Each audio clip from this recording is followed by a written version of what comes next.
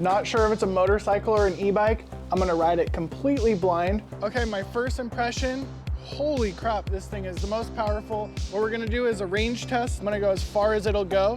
We're gonna tour the city of Portland.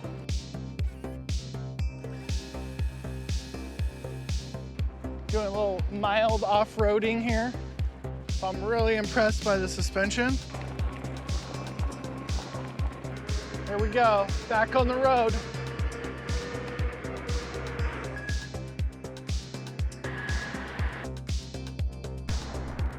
So I'm absolutely loving this bike.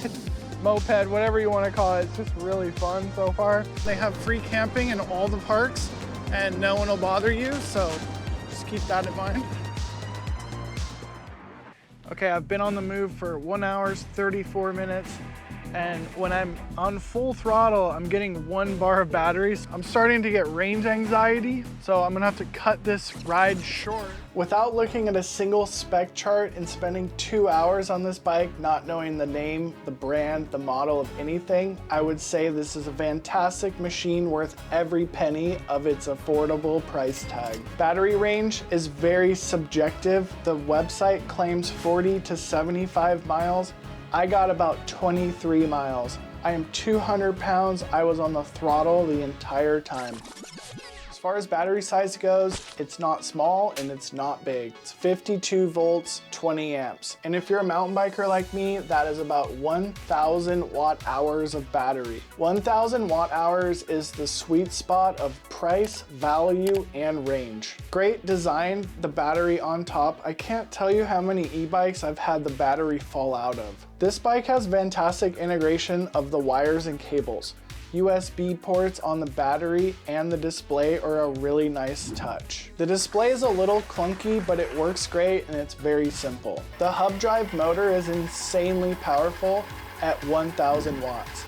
It's like 3 times the power of a regular e-bike. This is a stealth motorcycle moped. The riding position is awful for pedaling. You will be yanking the throttle 99% of the time. The pedals are kind of annoying. It should have motorcycle pegs, but it is pretty sweet to have pedals when you're riding where you're not supposed to be and you can act like you're a bicycle. Electronics are super dialed on this bike, especially for the price point. You basically can't go wrong for the money on this bike. It has 20-inch tall tires, 4 inches wide. Small wheels feel really good at high speed, they don't wander too much. The 4-inch wide part of them, it acts like a set of suspension when you're off-road. The front suspension fork is a motorcycle grade. It's really great to see motorcycle parts because a lot of e-bikes will come with too weak of a fork and it'll wear out or break prematurely. The built-in light and mud guard is really great. This company has to have a motorcycle background because bicycle companies rarely do this. As you can see, this bike is not stock. We'll talk about upgrades next. The rear suspension, there isn't much, but it does work. I'll cover setting it up later. We got some generic Shimano gears in the back that you'll rarely touch, so it doesn't really matter anyway. The brakes are kind of your standard Tektro e-bike brakes. They work good and they are hydraulic and they're pretty powerful. This bike has new handlebar, new stem, new seat. It's got this cool bag that looks like a gas tank. The utility of this bag is great, but it rubs my knee. Nothing really needs to be upgraded on this bike. It's kind of like nice to have stuff, but first thing I would upgrade is the stem and handlebar.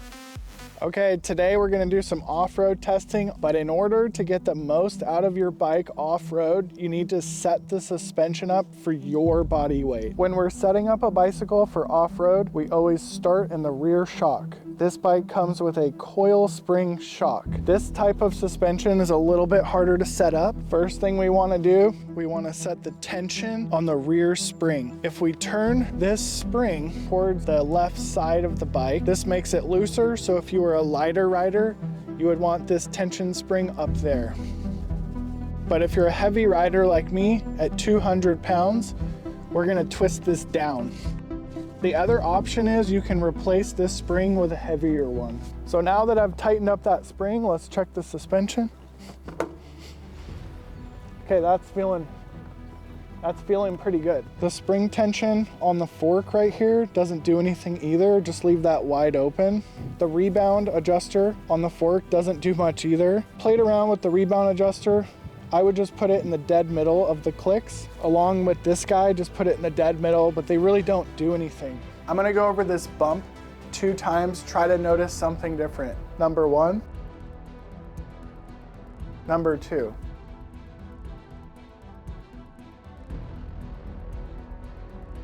First time, I had the tires fully inflated. Second time, I had the tires deflated. Let's watch number 1 and number 2 again, but focus on the tires. So I did this experiment to show how important tire pressure is. If you want this bike to have more off-road capability, all you have to do is lower the tire pressure, but keep in mind, lowering the tire pressure will make it ride like crap on the street. So right here, I'm climbing this muddy forest road and the bike is doing outstanding. Ton of traction because we got low tire pressure. The Ariel's not a mountain bike, but it does have fairly good off-road capability for forest road and very smooth trails. I enjoy the suspension, I'm glad it has it. Ariel X-class, it's an amazing bike, super good price point. Fun, it's comfortable, it's very simple package, well put together. Stuff I don't like about it, the pelling position is just kind of a joke, but I like what they're doing here with the Sneaky Pete motorcycle stuff. The bike's pretty heavy and hard to move around, and it's hard to transport. If you don't have a pickup truck, you're gonna need to find a cheap bike rack, and fortunately, this video here will help you do that.